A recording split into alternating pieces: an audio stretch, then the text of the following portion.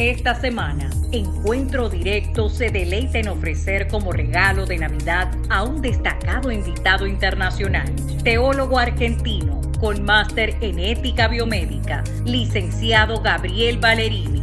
Nos acompaña para analizar los aspectos espiritual, moral y político de la batalla cultural que se libra frente a una agenda deshumanizante mundialmente. Karina Sánchez Campos y Ramón Núñez Fernández en Encuentro Directo, sábado 8 de la noche por RNN, Canal 27.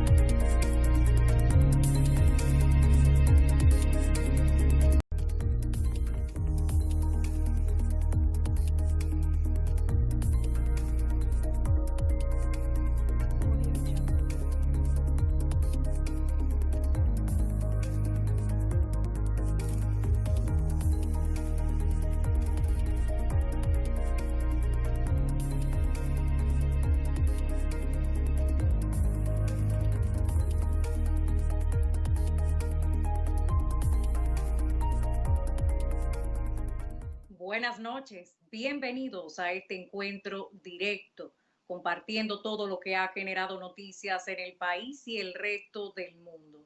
Les acompaña Karina Sánchez Campos. Nuestro compañero Ramón Núñez Fernández se encuentra disfrutando en familia de esta época, la más significativa para toda la humanidad, Navidad, el nacimiento de Jesús. Extendemos nuestras felicitaciones en este día y época tan importantes para el ser humano.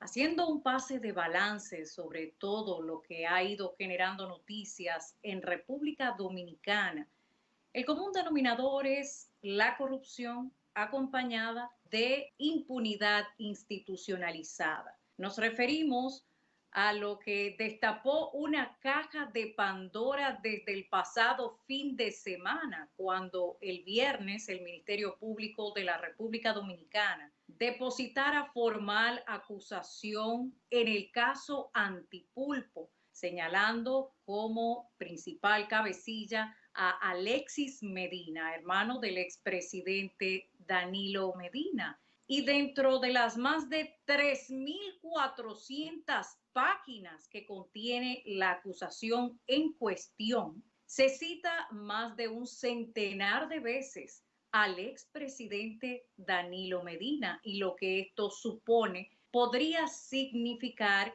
en términos del conflicto de interés primario y evidente que sugiere los negocios fructíferos y multiplicados de su hermano a través de distintas entidades del gobierno dominicano.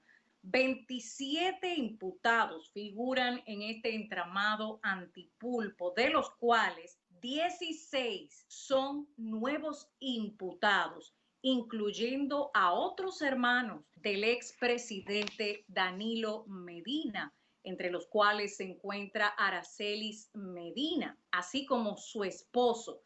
No solo se limita al entramado que ha descrito el Ministerio Público, sino que dentro de los múltiples tentáculos a través de Alexis Medina, en este caso presentado por el Ministerio Público, también toca otros tentáculos de casos como Medusa, en donde la figura principal es el ex procurador general de la República, Jan Alain Rodríguez, a quien ratificaron su prisión preventiva, principal implicado en el caso Medusa. Y esto nos va mostrando una especie de hidra de Lerna, múltiples cabezas como múltiples tentáculos, en donde están conectados uno con otro caso para, a fin de cuentas, tener como común denominador estafa contra el Estado en múltiples modalidades. De acuerdo a lo que explica el Ministerio Público, todo este entramado fue posible con el poder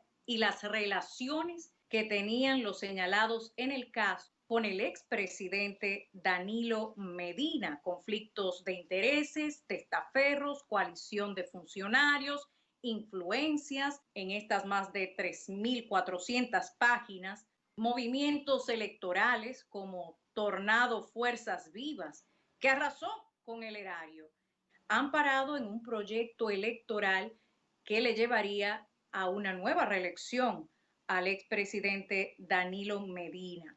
Asimismo, es importante señalar que el señor Bolívar Antonio Ventura Rodríguez, uno de los testigos interrogados por el Ministerio Público, en este caso Antipulpo, devolvió la suma de 25 millones de pesos de manera voluntaria que le habría entregado quien hoy guarda prisión preventiva y fuera director de la otrora OISOE, Francisco Pagán. Este pago fue hecho a través del señor José Luis González. Con dicho testimonio, dice el Ministerio Público, probamos que realizó varias sesiones de crédito a la empresa General Supply Corporation, SRL, a través de la empresa Consorcio Tecnológico de la Construcción. Solo recibió la suma de 166,000 galones de AC30, quedando pendiente 333,000 galones. Se paga por un servicio o producto que no se recibe, una modalidad dentro de este entramado de estafa contra el Estado, en donde la Procuraduría General de la República señala que la OISOE sirvió para financiar ilegalmente al Partido de la Liberación Dominicana, pagos incluso hasta Telemicro.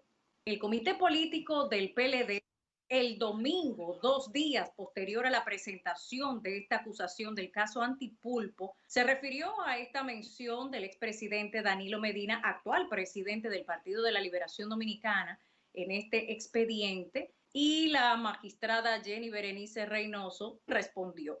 Pero lejos de ser un dime y direte, la diferencia está en las pruebas que sustentan lo que uno u otro refiera. Dice que se trata el señor Charlie Mariotti, vocero del PLD, de persecución política básicamente.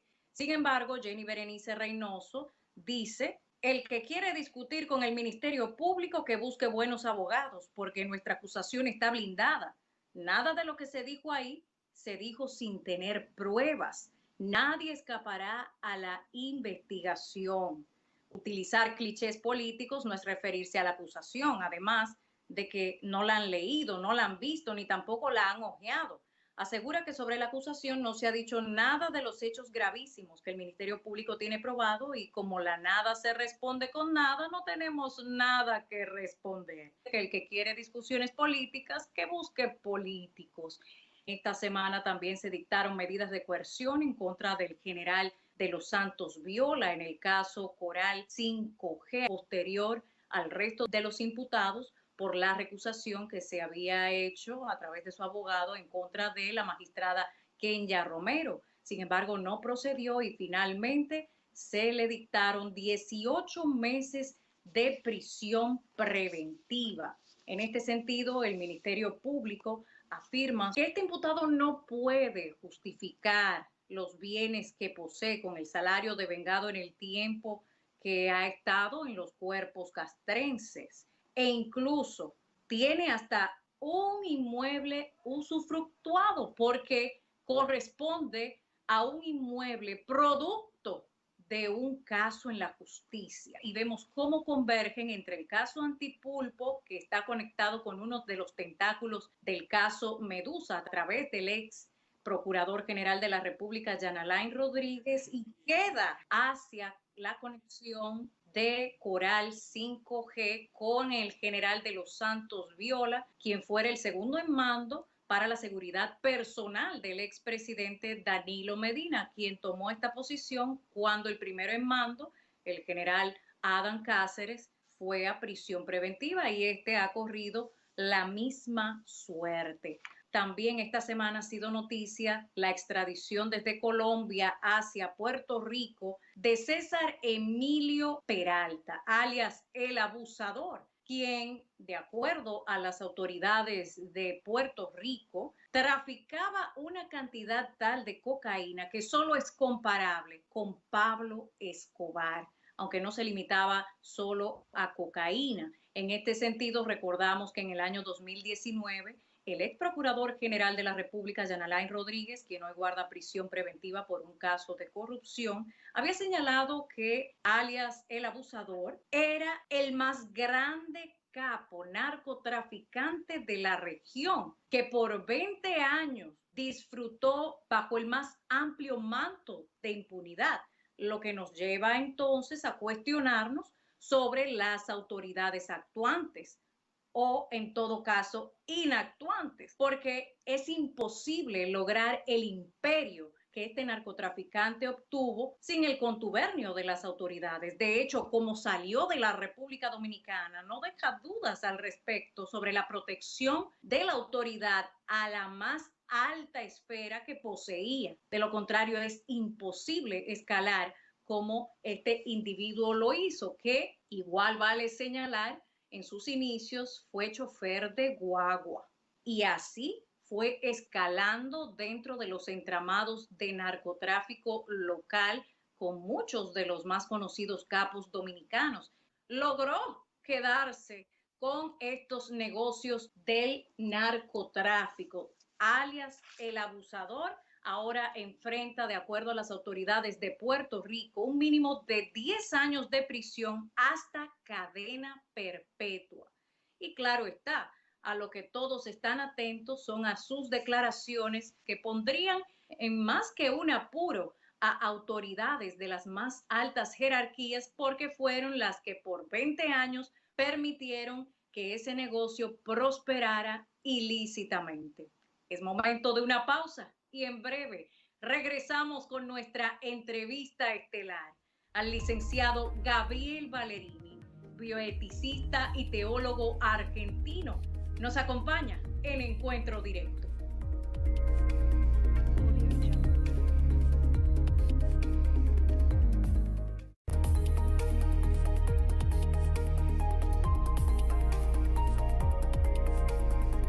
De regreso con Encuentro Directo, nuestra entrevista estelar junto al licenciado Gabriel Ballerini, bioeticista, teólogo argentino, defensor de la vida y la familia, nos acompaña. Buenas noches y bienvenido. Buenas noches, Karina. Un gusto enorme poder saludarte, poder tener esta conversación y un saludo también a todos los televidentes. Muchísimas gracias. El placer es nuestro. Actualmente se libra especialmente en Latinoamérica con esta batalla cultural, una lucha antagónica a desnaturalizar la esencia misma del ser humano. En este sentido, observamos a través de diversas de sus publicaciones que en sus propias palabras, esta batalla cultural es de índole moral, espiritual y política. Si pudiera compartir con nosotros estas distintas vertientes de la batalla cultural que se libra. Sí, tal cual, yo lo expreso en esos términos. Obviamente que la batalla es para las personas de fe y en todo el amplio espectro del cristianismo, la batalla es eminentemente espiritual, como dos reinos que se contraponen en términos espirituales, ¿no? La Biblia es un reservorio que registra en esos términos esa confrontación de dos realidades, de dos mundos espirituales, angelicales, las tinieblas con la luz, lo bueno con lo malo, es decir, hay un choque de confrontación entre dos entidades morales, el bien y el mal, contrapuestos. En términos terrenos, digamos, dejando de lado lo espiritual, esa confrontación espiritual se manifiesta a través de una batalla cultural, de una batalla por los valores, de una batalla axiológica, de una batalla que es ideológica, que tiene un gran componente ideológico. Y evidentemente, como toda batalla, termina siendo política. Es una batalla política porque está en juego dos paradigmas totalmente diferentes. Hay una grieta, hay una separación en la mayoría de los países del continente, donde las sociedades están partidas al medio. En las últimas elecciones vemos casi un 50% de la población de un lado y un 50% del otro.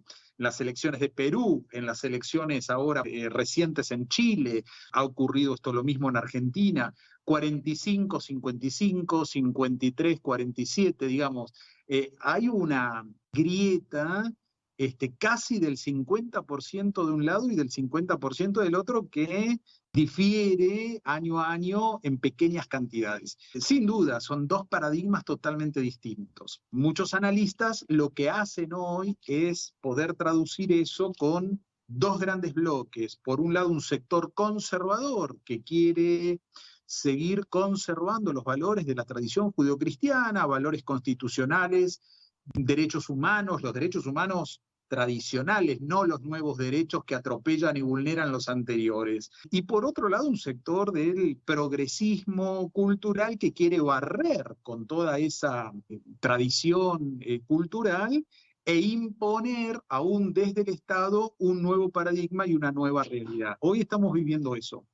Esos ejemplos que usted ha citado, como el caso de Pedro Castillo en Perú, recientemente Boric en Chile, y que hablar de Honduras también con Xiomara Castro, todos guardan una relación con respecto a la tendencia izquierdista que ha venido a desarraigar esas tradiciones que están basadas en el sentido común de los derechos humanos y la dignidad humana. En ese sentido, la parte política electoral, ¿de qué manera uno puede observar los cambios conductuales y las herramientas que hacen falta para hacer frente a esa parte, porque es la que nos permite a los ciudadanos accionar? Hoy está en juego el modelo de país que un ciudadano quiere determinar para el futuro. Lo hemos visto y con mucho detenimiento en la última elección en Chile, ¿no?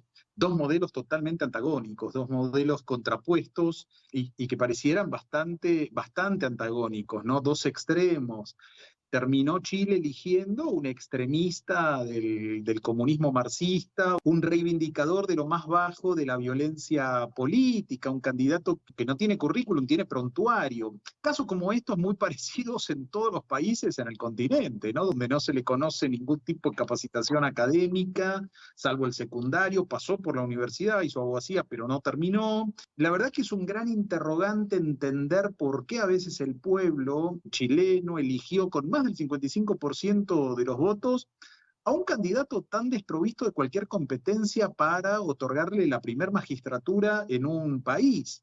Un candidato que él mismo admite previo a cualquier intención de participar como candidato, que no poseía ni las condiciones ni la experiencia. Es bueno también traer a colación que es una persona que tiene problemas mentales diagnosticados y que actualmente tiene tratamiento para lo que refiero. De manera que nos hace cuestionarnos si una persona que por estas enfermedades mentales no está en capacidad de controlarse a sí mismo, puede controlar los destinos de una nación, en este caso Chile. ¿Hay algún financiamiento detrás que promueva algo tan descabellado como lo que estamos viendo en Chile? Sí, el candidato ideal, digamos, para poder manejarlo y como para poder de alguna manera alcanzar fines sobre una nación con alguien que no tiene, o por lo menos no evidencia tener, sólidas convicciones, un programa seguro, es muy maleable y esto responde seguramente a intereses aún que están por sobre él. ¿Cómo es posible entender que se haya elegido a un candidato que admira a Nicolás Maduro, que es lo más detestable y el modelo más bajo, mediocre y vil al que se puede apuntar? Y obviamente esto es un paquete, es un combo, no solo admira a Maduro, sino a toda una coalición de delincuentes inmorales que desde la izquierda y en nombre de la patria grande, en nombre de la defensa de los pobres, se han vuelto millonarios en dólares como verdaderos oligarcas de América Latina, como Evo Morales en Bolivia. Nosotros tenemos acá el caso paradigmático de Cristina Kirchner en Argentina, el maoísta de Pedro Castillo en Perú, Daniel Ortega en Nicaragua, etcétera, etcétera. Es decir, una coalición de delincuentes de izquierda que no son los dirigentes de izquierda de décadas pasadas, gente que viene de abajo, gente que representa noblemente a la clase trabajadora, no. Los comunistas acá en Argentina le llamamos NAC and Pop, nacional y popular. Estos comunistas de este tiempo son comunistas con iPhone, son comunistas de Starbucks, son comunistas que viajan a Miami para compras capitalistas y para turismo en el Caribe o en el Mediterráneo, ¿no? Es un turismo internacional. Entonces, En estas elecciones, Chile lamentablemente pasó lo mismo acá en Argentina y viene pasando, replicándose en otros países, se inserta dentro de un bloque de países fracasados, donde el socialismo no sirvió para sacar a la gente de la pobreza, al contrario, el socialismo sirve para producir más pobres, para multiplicar la indigencia, para producir más caos, más retroceso, más desempleo, más crisis y más pérdida de derechos, es decir, menor calidad institucional, más desolación, más... De hecho, en el sentido de la igualdad que refiere el sistema socialista, lo único que se ha visto es una igualdad de miseria para todos sus ciudadanos. Por eso cuando regresemos nos adentramos en detalles adicionales que nos permiten una perspectiva más amplia sobre lo que actualmente sucede en nuestra región. En breve regresamos.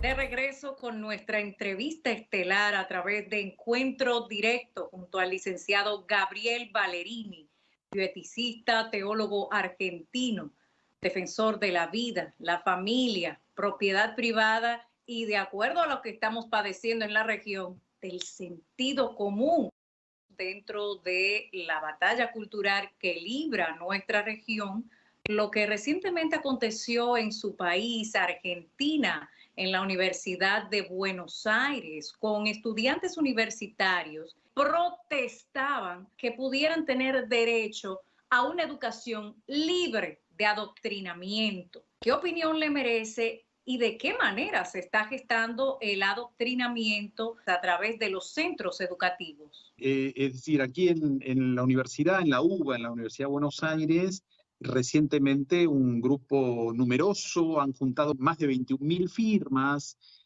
a través de plataformas virtuales y presenciales y demás, están pidiendo que haya educación y no adoctrinamiento, es decir, estamos viendo cómo los estados, en vez de ejercer un programa institucional que promueva la educación libre de adoctrinamiento, se usa el aparato ideológico del Estado para adoctrinar y favorecer a un marco ideológico, ¿no? Entonces, hoy lo que vemos es la reacción de estudiantes que quieren ir a la universidad a aprender, y acá vemos la reacción para que no sean adoctrinados. Por ejemplo, entre otras cosas, en género, se impone la obligatoriedad del género. Se hace un revisionismo histórico para no ver la historia en términos fácticos, con datos concretos, sino ver la construcción de un relato. Entonces, adoctrinar no es educar.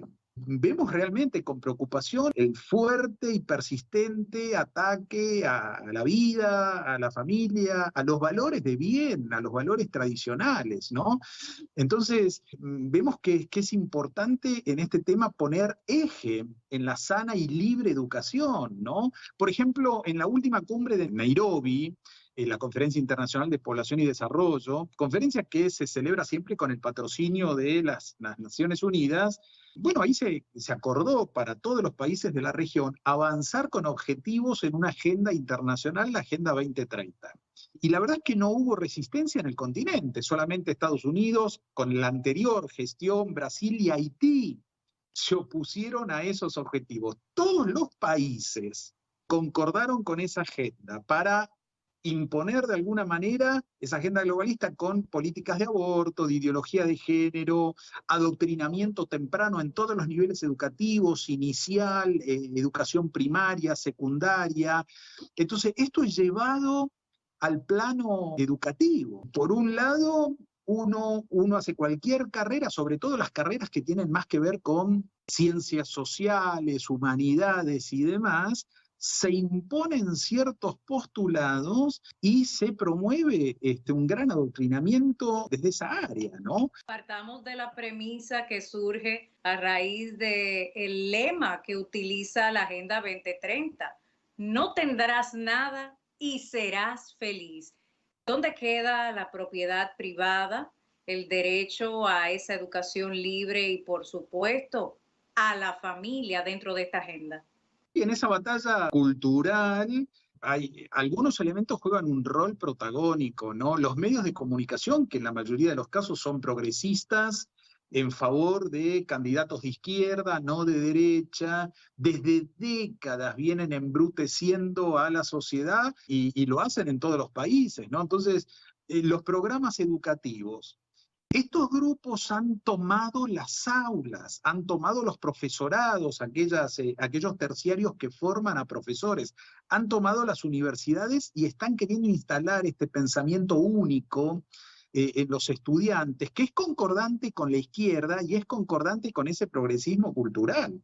Entonces, los programas universitarios que tienen que ver con humanidades, con ciencias sociales, están apestados de esta nefasta influencia, ¿no? Otro elemento, por ejemplo, que se dio mucho en Argentina también, que tiene que ver de la mano con esto, calculo que en el resto de los países también, es todo el mundo de la farándula, de los artistas, del espectáculo, que son movimientos que vienen izquierdizando a la gente, y en la suma de todos estos elementos, en esta batalla cultural, se juega un papel muy importante el escenario político, es decir, la gente no va a votar lo que no sabe. La gente no va a votar lo que no conoce. Y si el artista, el famoso, el influencer, dice que tiene muchos seguidores, dice que fulano de tal es la mejor opción, y la gente va a votar ahí sin mucho análisis, ¿no? Ahora, acá en Argentina, calculo que muy parecido a la realidad en otros países, llevamos décadas de embrutecimiento izquierdizante en las universidades, produciendo ciudadanos que repiten clichés ideológicos, pero que no tienen un pensamiento crítico. De hecho, la ideología ha suprimido la biología para tener ese punto de partida.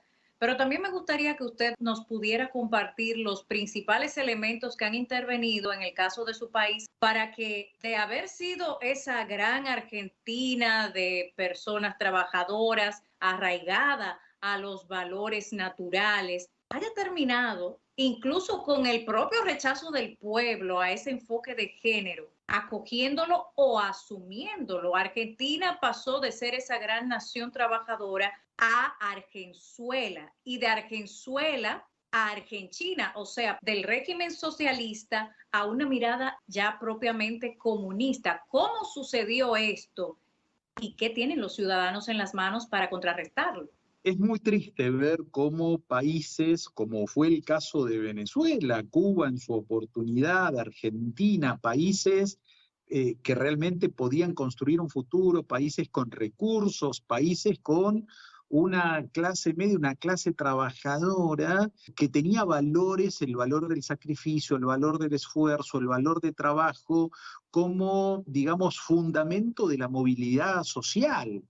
Todo eso durante décadas ha sido destruido, generando cada vez mayor dependencia del Estado, gente que parasita al Estado, con un Estado obsoleto, con un Estado grande, con un Estado que subsidia nuevos derechos, pero aniquilando de alguna manera la inversión privada, el trabajo privado, la inversión de capitales extranjeros, y eso lo que hace es lograr una población cautiva, una población no formada, una población adoctrinada.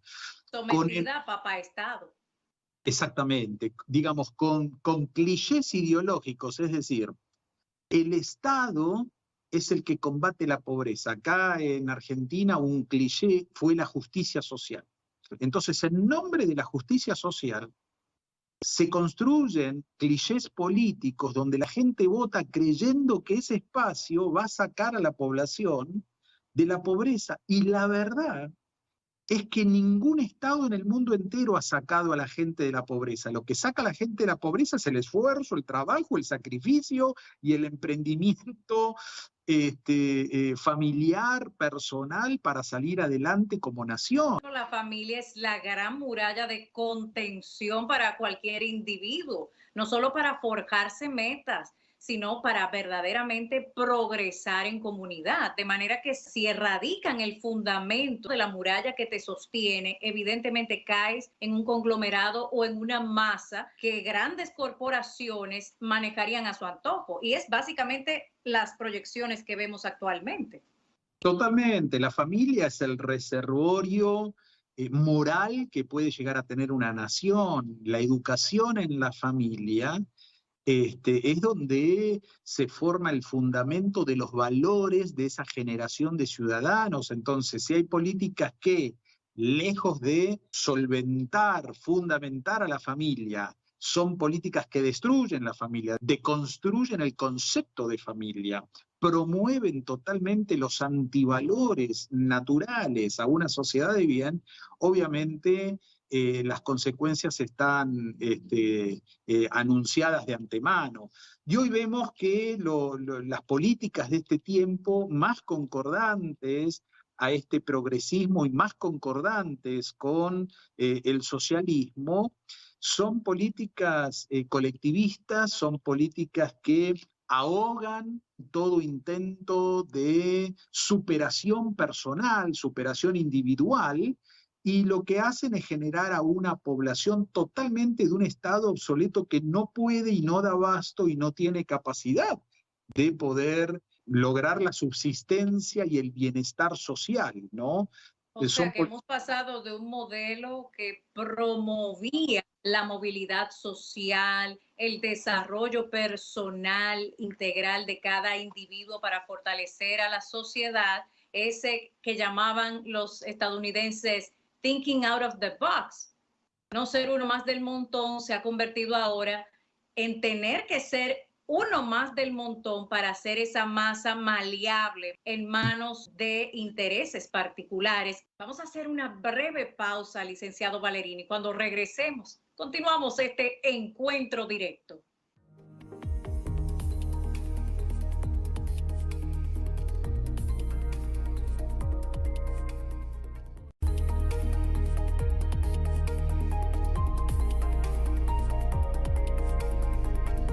Continuamos nuestro encuentro directo junto al licenciado Gabriel Ballerini, bioeticista, teólogo argentino, defensor de la vida, la familia y los derechos naturales, esos que van siempre marcados dentro de la dignidad humana. La tendencia que últimamente se observa a nivel global es decantarse por una serie de temáticas que supuestamente se consideran los grandes problemas del siglo.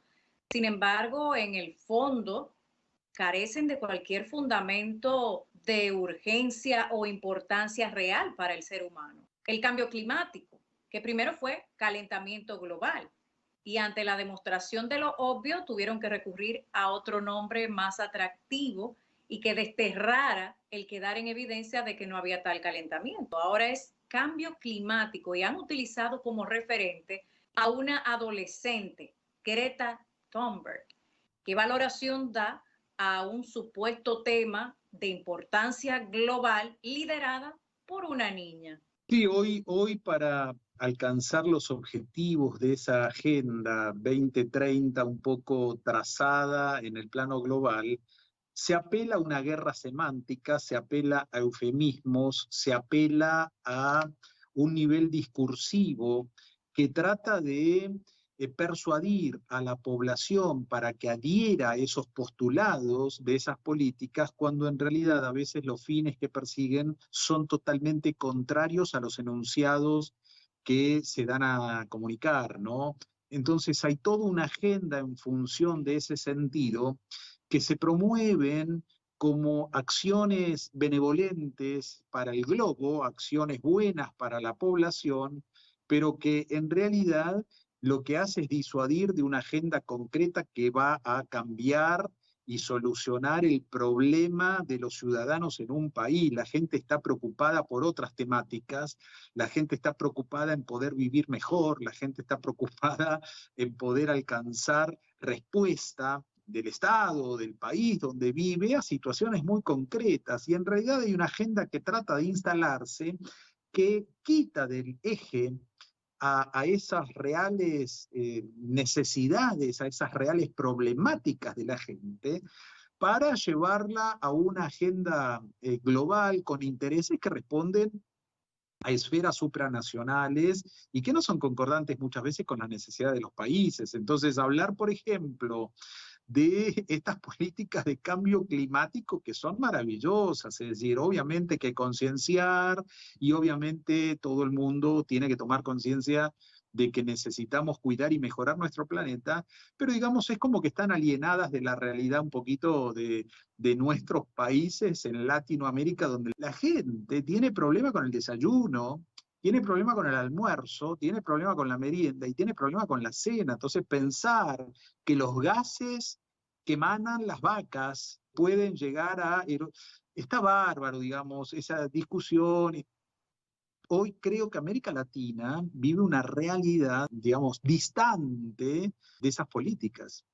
Y de hecho, ese ecologismo que se promueve actualmente como una urgencia ha derivado en lo que en lo particular considero trastornos colectivos, porque ya hay ecosexuales, o sea, personas que entienden ayudar al planeta sosteniendo intimidad con todo lo que genera la flora y la fauna. Pero como usted bien decía, se trata también de una guerra con índole semántica, porque si buscamos en un diccionario esos comportamientos, tienen una definición concreta y caen dentro de delitos. La zoofilia, por citar uno de tantos, es buscar de alguna manera esa neolengua que refería a George Orwell en su libro 1984 y aquella policía del pensamiento que actualmente circula en las redes sociales para mantener un pensamiento único, pero también es importante traer a colación otros temas dentro de esta misma agenda desnaturalizante de la esencia humana y el aborto. Recientemente el gobierno de su país estuvo haciendo una serie de publicaciones para celebrar la ley a favor del aborto, claro, con recursos del pueblo, que a su vez rechazó lo que celebra el gobierno. Sí, es penoso, es muy triste ver que acá no quisieron hacer un plebiscito porque lo iban a perder, digamos. La gente es totalmente, mayoritariamente concordante con la vida. Nosotros en el 2018 hemos movilizado todas las organizaciones pro vida, las iglesias y demás. Hemos movilizado una concentración de más de 700.000 personas aquí en la ciudad de Buenos Aires para decir sí a la vida, no al aborto. Fue Y la verdad contundente. fue tremendo, fue histórico, realmente se proyectó en todos los países ver la militancia de lo que fue esa ola celeste en favor de la vida desde la concepción. No sirvió, a pesar de que la mayoría de los argentinos está en favor de la vida, a pesar de tremenda manifestación pública en defensa de la vida, no sirvió frente a la gran influencia y los millones de dólares de organizaciones internacionales que operan sobre los partidos políticos que gobiernan para imponer e instalar una agenda globalista y en este caso la reducción, el control de la natalidad. La mayoría de los ministros de salud siguen adelante políticas neomalthusianas.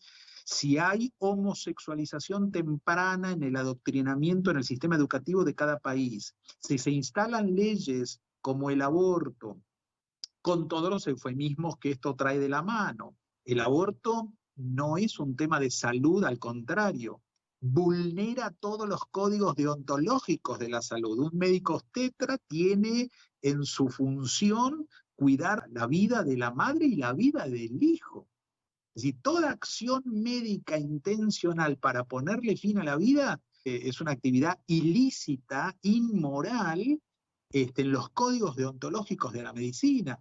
De modo que imponer la idea de que el aborto es un derecho y obligar al sistema educativo a enseñarlo de esa manera realmente es vil, pero que al año de la celebración de la ley de interrupción voluntaria del embarazo, el gobierno moviliza un festejo en un país donde más del 50% de la población, como es en Argentina, es pobre, y hay una celebración para celebrar el aborto, es realmente penoso. Solamente la inmoralidad de la izquierda puede hacer algo semejante.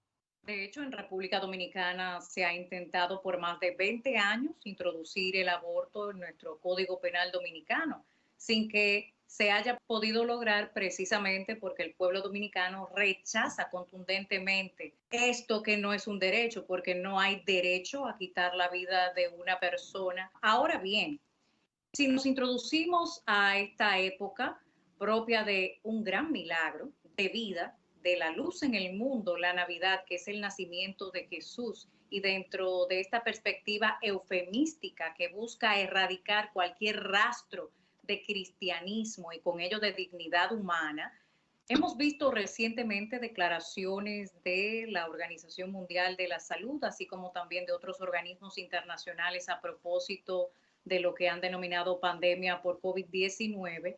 Finalmente, los países que están mayormente inoculados, se les hace un llamado a literalmente cancelar la Navidad, que ya ha sido un propósito marcado incluso a través del lenguaje utilizado, pluralizando un hecho singular, es el nacimiento de Jesús, pero le llaman felices fiestas, las alegrías de la época. ¿A qué usted cree que se debe la pluralización sobre la singularidad del hecho? ¿Qué lectura usted le da y si nos pudiera orientar?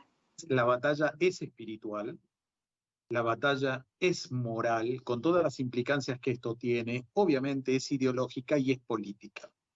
Y yo lo que noto es una creciente cristofobia de estos colectivos y de estos grupos, que el foco de ataque está en la población cristiana, porque la iglesia y la población cristiana, o por lo menos aquel sector de la población que conserva los valores de la tradición judeo-cristiana, los valores del bien común, los valores universales, digamos, los derechos humanos clásicos, son precisamente aquel sector que no adhiere a este progresismo y que no adhiere, digamos, en esta batalla cultural a los postulados que intenta de alguna manera barrer con todo eso. Entonces, acá el Estado, por ejemplo, acá el gobierno ha hecho fiestas, celebraciones, actos multitudinarios sin barbijo, pero de repente se nos dice que no se puede celebrar la Navidad dentro de la familia.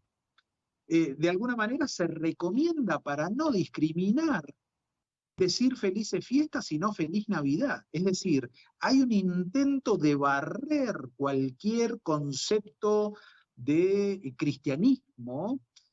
A ver, Navidad es el nacimiento de un niño, no es la fiesta de un anciano. Es un niño que nace, pero no es solamente un niño que nace. Es Dios mismo que se encarna para traer un mensaje de paz y de salvación a toda la humanidad. Ese es el mensaje que estas organizaciones y estos grupos quieren barrer, que quieren secularizar una fiesta que primigeniamente es religiosa, es espiritual, es cristiana, pero la quieren secularizar de modo que la gente celebre cualquier otra cosa y no el real sentido de la Navidad. Pero tampoco que la celebre, si es posible evitar que la celebre. Y evitar que la celebre en el seno de la familia, es decir, que la familia no se junte para celebrar la Navidad. La familia es ese muro de contención que mantiene cohesionados los valores de ese núcleo de la sociedad. De hecho, la historia misma, licenciado Valerini, nos ha mostrado que intentaron matar al mensajero y aún así el mensaje sigue tan vivo como entonces. La Navidad es Jesús y eso nada lo podrá borrar. Ahora bien, para finalizar, una reflexión sobre todo en términos de la región, América Latina. ¿Cuáles serían las herramientas más importantes a tener a mano para poder entonces enfrentar esta embestida ideológica sobre el orden natural? Yo creo que es muy importante la batalla cultural, la batalla moral, tener actividades que sigan generando conciencia en la población que estamos verdaderamente ante una lucha, que es un ensayo global. Citabas la novela de Orwell, ¿no? Es decir, es un gran ensayo. Y realmente uno ve que hay cuestiones que no tienen que ver con el tema de la vacunación, el tema de la salud. No está en juego la salud, sino el control social. En redes sociales se referían a algunas personas que hemos terminado finalmente de ser seres humanos plenos en derechos fundamentales a animales con bozal y tarjeta de vacunación. Exactamente, y tener misivas de organizaciones internacionales como la Organización Mundial de la Salud y demás, con políticas de miedo, diciendo es mejor cancelar la Navidad que celebrar y estar de luto. Es decir, a ver, si la población está vacunada y se habla de que la vacuna es eficaz y eficiente y segura, en el ámbito familiar, si la familia está junta igual, digamos, ¿cómo no celebrar Navidad, por ejemplo? Amenazando con el luto, ¿no? Es decir, se apelan los recursos más bajos. La guerra está declarada. Estamos en plena guerra y la gente tiene que tomar conciencia, van por todo. Entonces creo que hay un gran desafío en seguir comunicando, seguir enseñando en valores, seguir apuntalando los fundamentos que hacen a una nación. Una gran nación se construye con familias sólidas, con ciudadanos bien educados y no adoctrinados, que tengan pensamiento crítico y que respeten por sobre todas las cosas los valores de bien y los derechos universales, que son los verdaderos derechos humanos. Y Navidad es esperanza, Navidad es Dios con nosotros, Navidad es ese mensaje donde este Dios no es un Dios lejano, un Dios que está en el cielo, un Dios que es ajeno a la realidad y a la naturaleza humana, es un Dios que se encarna, es un Dios que se hace uno con nosotros, es un Dios que participa, sin perder su divinidad, participa de la naturaleza humana y trae un mensaje de salvación, trae un mensaje de buenas noticias, trae un mensaje de paz y de renovada esperanza. Por eso que es muy importante en este tiempo celebrar la Navidad, hacerlo en familia y poder volver a hacer de la paz y de los buenos valores el mensaje universal que como cristianos queremos llevar al mundo. Muchísimas gracias, licenciado Valerini, por acompañarnos en este encuentro directo. Feliz Navidad, porque la Navidad es Jesús. Muchas gracias, Karina, un gusto enorme poder hablar contigo y feliz Navidad, que en este año todas las familias puedan también encontrar este mensaje sentido, vívido que trae la Navidad. Que así sea. Muchísimas gracias. En breve continuamos nuestro encuentro directo.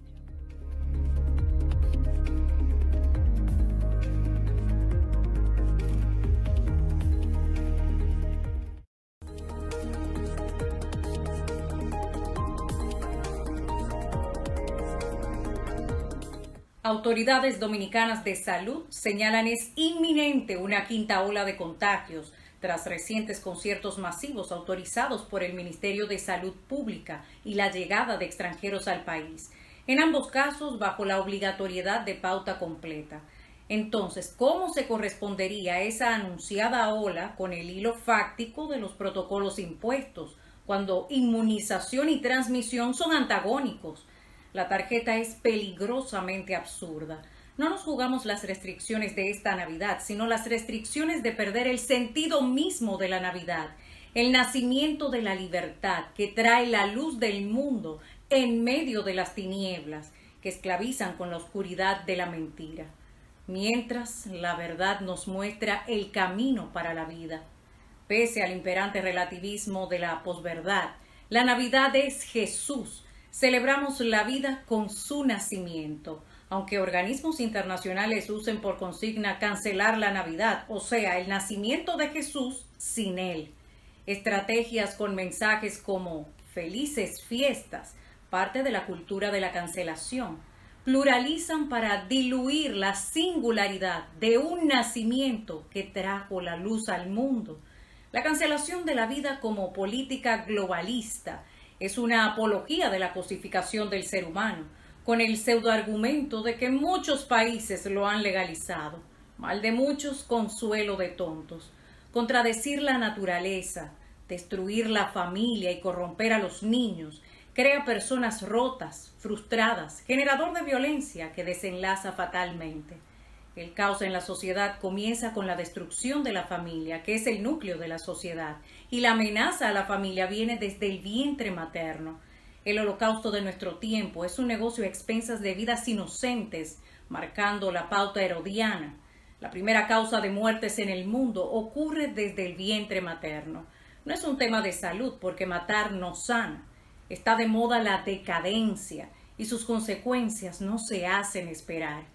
Citando al escritor británico Chesterton, los que abandonan la tradición de la verdad no escapan hacia algo llamado libertad, solo escapan hacia otra cosa que llamamos moda, y las falacias no dejan de ser falacias porque se convierten en modas. ¡Feliz Navidad!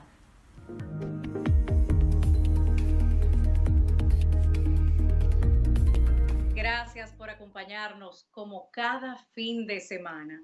Nuestros deseos de un encuentro directo con el verdadero sentido de la Navidad, el nacimiento de Jesús. Llega la luz del mundo para disipar las tinieblas. Nuestros deseos de una muy feliz Navidad, especialmente a nuestro compañero Ramón Núñez Fernández y a toda la familia dominicana, particularmente a nuestro equipo técnico. Como de costumbre, finalizamos con una oportuna reflexión, esta vez con las palabras del economista y teórico social estadounidense Thomas Sowell.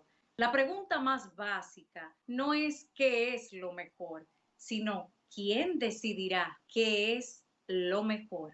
Buenas noches y feliz Navidad.